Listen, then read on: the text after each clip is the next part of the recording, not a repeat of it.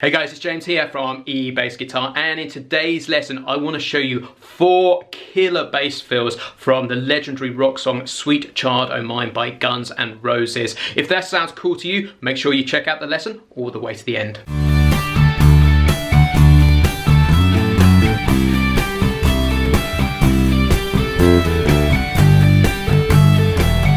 Hey guys, it's James here from eBassGuitar, and today we've been filming the 30-day killer rock bass action plan. This is a step-by-step action plan which takes you through playing some killer rock bass lines over 30 days. And one of the tracks that we are using for inspiration is the legendary Sweet Child O' Mine by Guns N' Roses. And I've been back and revisited the original bass line by Duff Mckagen. He really actually is one of my favourite bass players, and I love his bass playing, mainly for the reason I play absolutely nothing like Duff Mckagen. So he plays bass lines that I just wouldn't play, and that is really super interesting. And I really encourage you guys to actually go and listen to as many different bass players as possible. I'm much more from the mold of bass players like James Jameson, Rocco Prestia, Anthony Jackson, those sort of guys. So listening to people like Duff is just really inspirational because they make choices that I don't make. So what I've done is I've transcribed note for note, trying to get every single nuance, the first 8 bars in there. And what I've discovered is there are absolutely 4 killer bass fills that I love. They're slightly unconventional. So what I want to do in this lesson is show you those 4 killer bass fills, and so you can start introducing them into your playing. It's over a very common chord sequence, so the chances are you'll be able to use this time and time again. But the important thing is to actually start to learn the language and get inside how other bass players make their choices, because that is how we grow and develop our own style of music. I'm going to talk about that in a little bit later on, but first of all I want to get you over to the whiteboard and actually teach you these 5 awesome killer bass fills that Duff does on the first 8 bars, the full 8 bars, that is around 30 seconds in of Sweet Child O' Mine. I'll see you back in a second. So guys, what I've done here is I've transcribed and written out on the whiteboard the first 8 bars of Sweet Child O' Mine. This is where the full band groove comes in, which is around about 30 seconds into the track. I've written it out in standard notation because this is the easiest way for me to communicate this to you. But don't worry, there is a PDF with tab which comes with this lesson, which you can download below, which will show you exactly where to put your fingers if you're not 100% familiar with standard notation.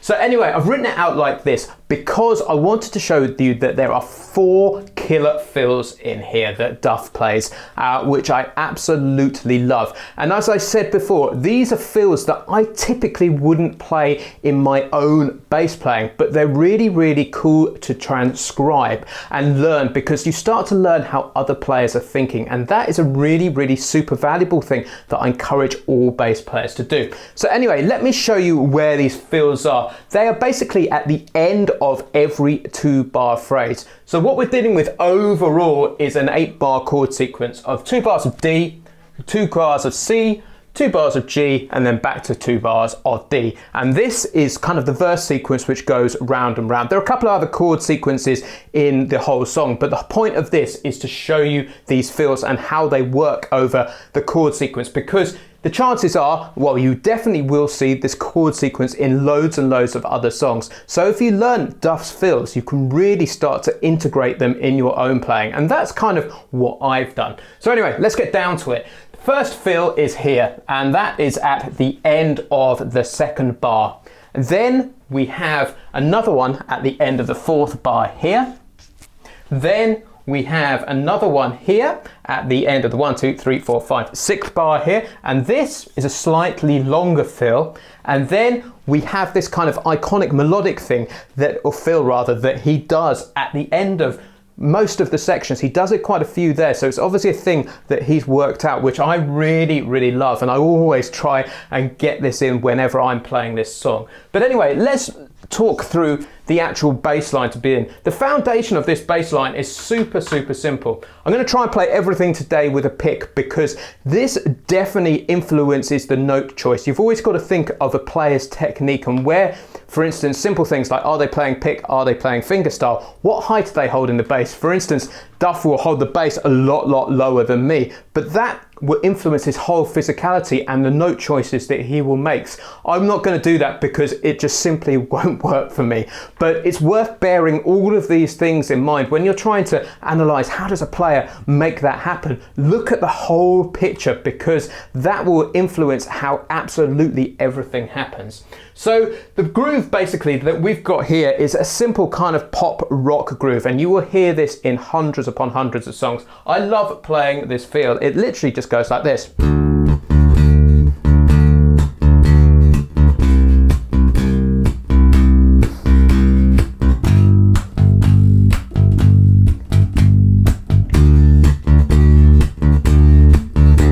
And what that is a simple quarter note on beat 1, and then a half beat rest on an 8th note rest on beat 2, and then halfway through the second beat we have another 8 notes, and that lands us on beat 3. So 1, 2 and 3, 4 and 1, and then we do the same thing on beat 4, and so we just end up with this groove. And by and large this will tend to work with the drummer's kick drum. So let's do like this. So first off, get really used to playing that. If you have to gig this tune, Sweet Child O' Mine, that is the first thing that I would get down. You're going to be doing your job as a bass player 100% properly if you're just playing that really tightly with the drummer. But where these things start to come to life is the fills that Duff puts in. And he does this fill on beat 3 and beat 4 of the second bar, where he goes like that. And what I've done is I've gone into depth and tried to transcribe every nuance. So this is my interpretation of the first 8 bars. Some other guys might hear this slightly differently, but this is as close as I kind of think it is. So let me talk about these 2 notes here. What we are doing is we are sliding up to an F sharp, to an A, and he repeats this twice. It's really simple, but it's really effective, and it's not something that I would typically play. So like that. I love it. I don't know what I would play. I think I'd play something like that, but maybe not just repeat the same phrase. Like that. So that's a really cool, simple phrase. This stuff doesn't have to be complicated. It just has to be something that you wouldn't naturally play yourself. Anyway, let's move on into the C chord. And this is really interesting because this is definitely something I wouldn't play myself. So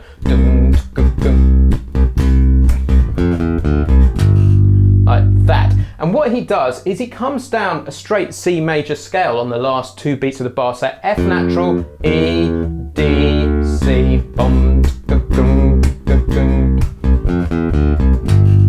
what I would typically do is lead into the next chord, which is a G. So I would make that run, the run going into the G, all approach notes. So I would say do something like starting on a D and going down the scale. So you can see what I'm doing. I'm heading for the next note. So I would do something like this. Like that, which works great, but I love the sort of unpredictable, slightly unorthodox choice that he's made there, because I think it sounds brilliant. Like that, sounds fantastic, but not something I myself would typically play. And this is what perks my ears up, and is one of the reasons why I love Duff Mckagen's bass playing, because it's just making these choices all the time that I wouldn't necessarily do. But anyway, let's move on into these the last line here, because this is where it gets interesting. So we have this pattern here. And what he does is he hits an open E here, so like that. And I think that comes from the pick thing, because when you're playing pick on an upstroke, it's very, very easy to bounce off the open strings, and it's a great effect. Like that.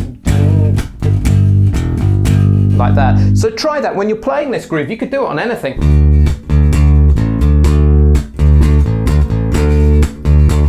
Like that. just try bouncing off the open strings. It could be an incredibly impressive, or not impressive, but effective device to do this. But let's go into this bar 6 here, because this is really interesting as far as I'm concerned. So we're playing over a straight G major chord here. And what he chooses to do is he plays the G on beat 1 and then bounces off an open E and then goes across to an F natural and plays this kind of bluesy chromatic line, F natural, F sharp, G. And this is a straight G major chord going on in the rest of the band here, or in the rest of the song rather. And this is actually, technically, the F natural is a little bit of a clash. It is slightly, it's a slightly crunchy, discordant sound. So we, and then hits the high G,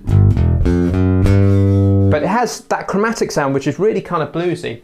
And then we go down and hit an open A, and then we have C, C sharp, D. And this is a classic 2-note chromatic approach to hit the D chord, bouncing off the open A on beat 3 and. So let me slow this right down so we get 1.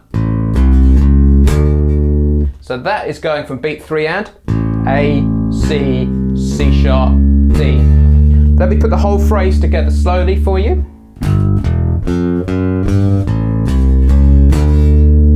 And speed it up a little bit. I'll try that again.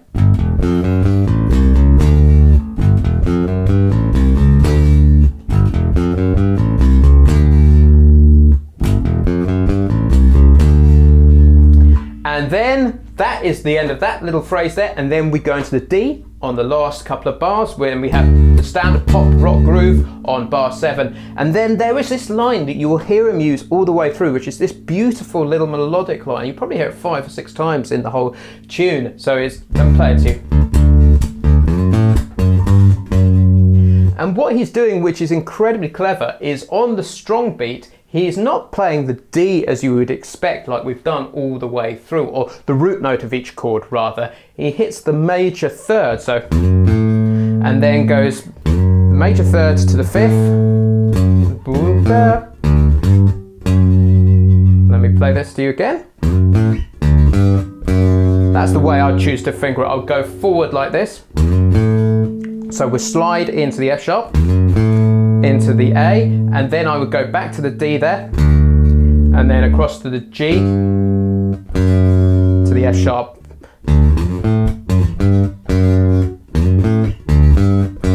like this.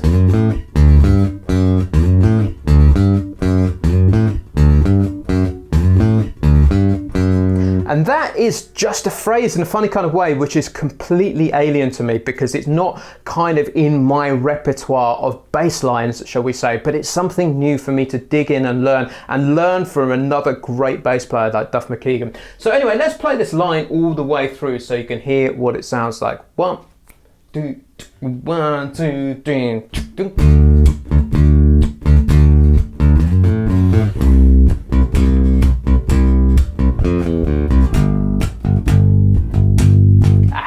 Sorry, you're going to have to put a cut now. Screw up. So let's play this all the way through. It's good.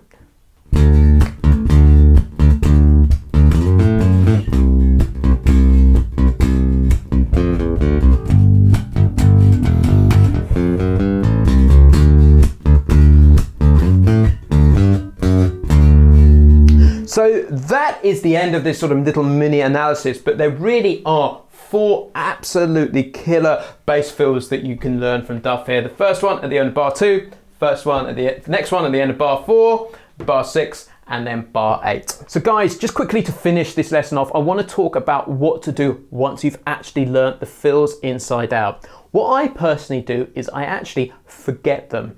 What I mean by that is I never go on a gig and actively try and play someone else's fills note for note. I like to let them sink into my own playing almost via osmosis. Anybody who's followed me for a while will know that I'm a big fan of transcription. So I've transcribed lots and lots of different bass players and found the things that I like from each one of those different bass players. And over time, those influences all kind of go into a big melting pot, which is your own playing. And that's how you start to find your own voice. So what I want to do to finish off this lesson is actually play Duff's bass line twice, the 8 bars that we've worked on, along with the backing track from the 30-day killer rock bass action plan. Then I'm going to break out a little bit and do my own thing. So what I'd love you to do is listen to Duff's line and then just listen to the difference between what I would play naturally, being with my own voice, shall we say. Don't forget, you can grab a copy of the 30-day killer technique or killer rock bass action plan, that's another course, anyway, by clicking the link below in the description. You can find out more about that there. Anyway, let's crack on with the track and you can hear what this sounds like. 1, 2, 3.